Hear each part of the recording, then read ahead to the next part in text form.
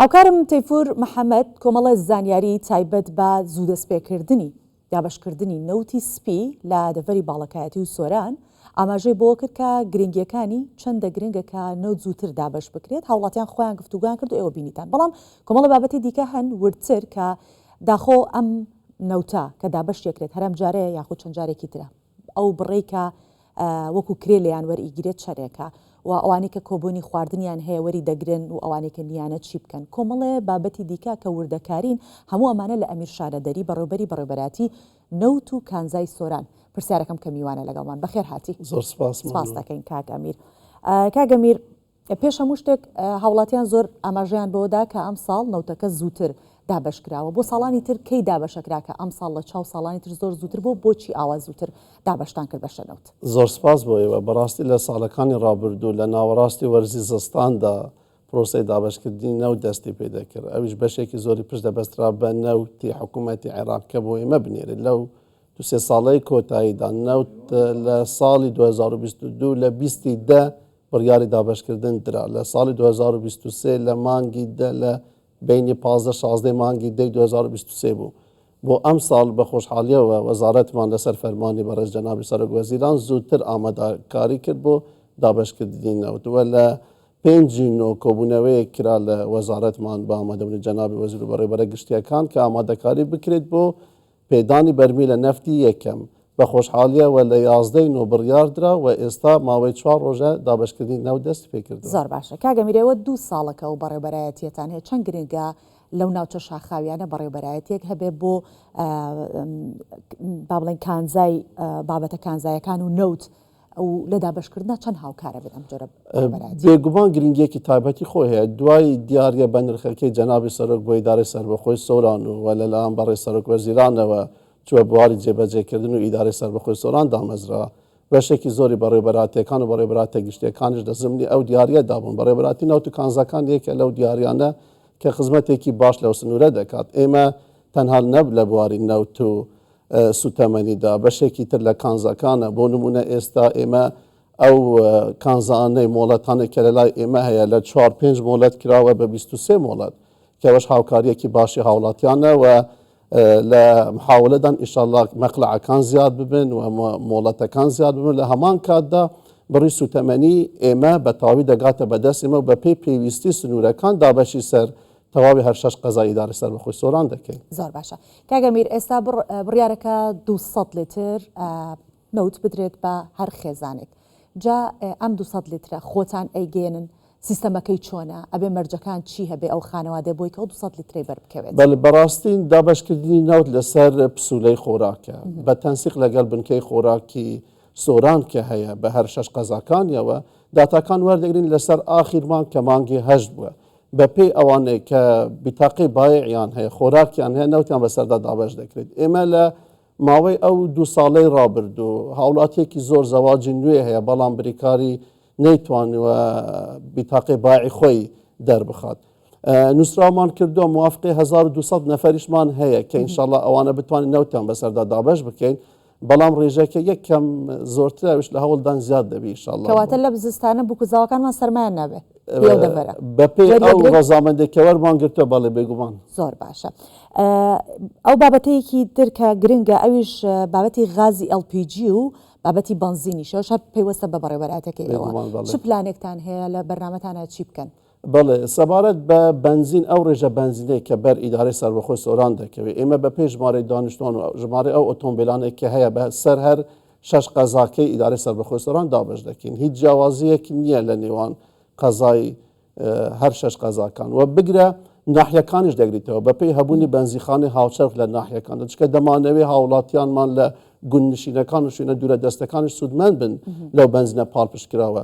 بێگومان بە پێی ئەو ڕێژەیەکی هەیە بە شێوازێکی زۆر جوان دابەشی سەر هەموو بەنزیخانە حکوومیەکان کراوە و سەبارەت بە غازی LPG بە خۆشحالیەوە دەڵێم بە نرخی پاڵپشتکراوی حکوومەتی هەرێمی کوردستان کە 8500 نەربار بوتڵە غازێک بووە دەچێتە پێش دەرگای هەموو ماڵێک لە تەواوی ئیدارەی سەربەخۆی سۆران و لە جگە لە هاوڵاتیان هەر 3-4 ڕۆژ پێش ئێستا بەڕێز سەرپەرشتیاری ئیدارەی سەربەخۆی سۆران لەگەڵ ئەوانەی ئەو خاتونانەی کە نانی تیریان هەیە و بە فڕنیانەیە کە هەیە وعدی پێدابوون بە هەمان شێوە ئێمە غازی پاڵپشکراوی حکوومەتیان دەگەینە پێش بە هەمان نرخ وە لە ساڵی ڕابردوو کە بڕیاری سەرۆک وەزیران درا هەر لە یەکەم ڕۆژی بڕیارەکەیدا جێبەجێمان کرد غازمان گەیاندووە تەواوی ئەو فڕنیانەی کە بە غاز کار دەکەن. زۆر باشە بابینەوە سەر بابەتی نەوت کە لەم وەرزە دابەشتان کردم چەند کاریگەریشیە بێت بۆ پاراستنی ژینگە بۆ پێیکە و ناوچانە ناوچێکی ساردا خەڵک لە خەمی ئەوەیەتی کە زووتر ئامادەکاری بکە بۆ زستانێکی سارد و سۆڵ.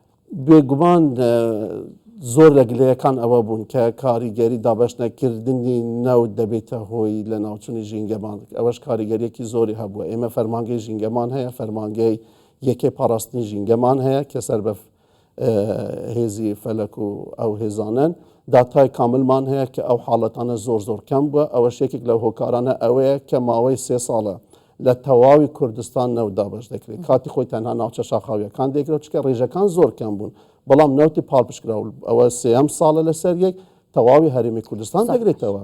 زۆر چاکە ئەوەی کە گرنگە لێرە بیڵین پێشتر ئەگەر نەوت وەرەگیرا جاری جاران خەڵک ماسیحەیەکی دانا بۆی کە پێوەری بکات بزانێ ئایا ئەمە ئەو لیترەیە کە پێ دراوە یانە ئێستا بەچی پێوەرەکرێت بەچی بزانە خانەوە دێت کە 200 لیتر بە تەواتی وەرەگرێت. ڕاستە هەر خانەوادێک بە پێی عەدادی کە بەستراوە لە تانکیەکان وە تێستی بۆ دەکرێت لەلایەن لیژنەکانی دابەشکردنی نەوت کە ئایا ئەو عەدادە چەند تەواوە نەوتەکە دابەش دەکرێت بە پێی عەداد. هەندێک هاوڵاتی خۆی حەز دەکا ڕێژەکەی بۆ نمونە ئەوە بەڵام عەدادەکان کێشیان فەحسیان بۆ دەکرێتن لە هەمان کاتدا لەسەر مقاولە کە عەدادی تەواو بنێریتە ئەو ناوچانە ئێمە یەک لەو شوێنانەین کە دەبێت عەدادی تەواو بێتن و ئەو نەوتەی بە ئامانەت لە خەزانەکانی مستەودع لە هەولێربار دەکرێت پلیۆم دەکەین و لە لای خۆمانەوە دەست بۆ ئەوەی دەشکێنین کە لە ڕێگا دەخواانە خواستە. زۆر باشە پێشتر 100 لیتر دابەشەکرا و هەندێک جار بە 2 قۆناغ ئێستا 200 لیترە یعنی ئەمە یەک قۆناغە و تەواو ئیتر بە دوای قۆناغی تر نایەت بەشیانەکات ئەو نەوتە تا کۆتایی دەزانی گرنگی دابەشکردنی ئەو نەوتەی کە هەیە بەڕاستی 206 میلیۆن لتر دێتە ناو هەرێمی کوردستان لەلایەن نرخی پاڵپشکراوی حکوومەتی هەرێم ئەو 206 میلیۆنە کاریگەریەکی یەجگار زۆری لەسەر نرخ دەبێت لە ڕۆژی چوارشەم پێش دابەشکردنی نەوت من خۆم پەیوەندیم بە نەوت فرۆشێکەوە کرد بە 106,000 دینار بوو بۆ نمونە بەرمیلێک 106 بوو لە ماوەی تەنها ئەو 4 ڕۆژە 10,000 دینار دابەزیوە کە نەوت دابەش دەکرێت ئێمە ئەو نەوتێک کە هەیە 206 میلیۆن لیترەی کە لە تەواوی کوردستان دابەش دەکرێت نەوت بە ڕێژەیەکی وا زۆر دەبی لە بازار کە ئەو تاجرانەی نەوتیان خەزم کردووە لە زستان گران بفرۆشن وەکو پارسال تووشی زەرمەند دەبن چکە پارساڵش بە هەمان شێواز بوو لە سەرەتای پاییزدا بە 175,000 دینار بوو پێش دابەشکردن لە 20 بەڵام لە کۆتاییدا لە ناوەڕاستی وەرزی زستان نەفت هاتە 120,000 و ئەو نرخانە بوو چکە ئەو نەوتەی کە بەسەر هاوڵاتیان دابەشکرا ئەو بڕیاری حکوومەت کەیدا تەنها ناوچە شاخاویەکان نەبوو تەواوی هەرێمی کوردستان ناوشارەکانی گرتەوە بۆ ئەم ساڵش هەمان بەرنامە هەیە و ئەو پلانە دابەشکردنی ئەو نەوتە بێگومان کاریگەریەکی یەجگار زۆری دەبێت لە دابەزاندنی نرخ سەبارەت بە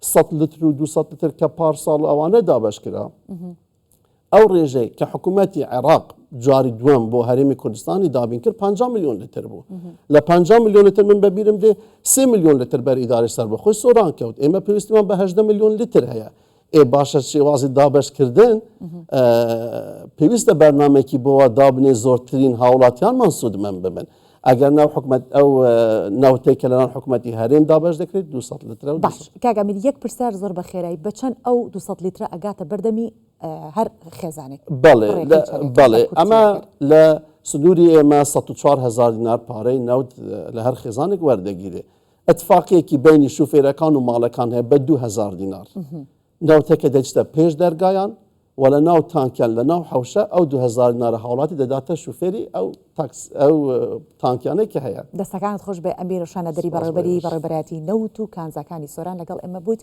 و میوانمان بووی سپاس دەکەم زۆر سپاس بۆی بەش موافق بن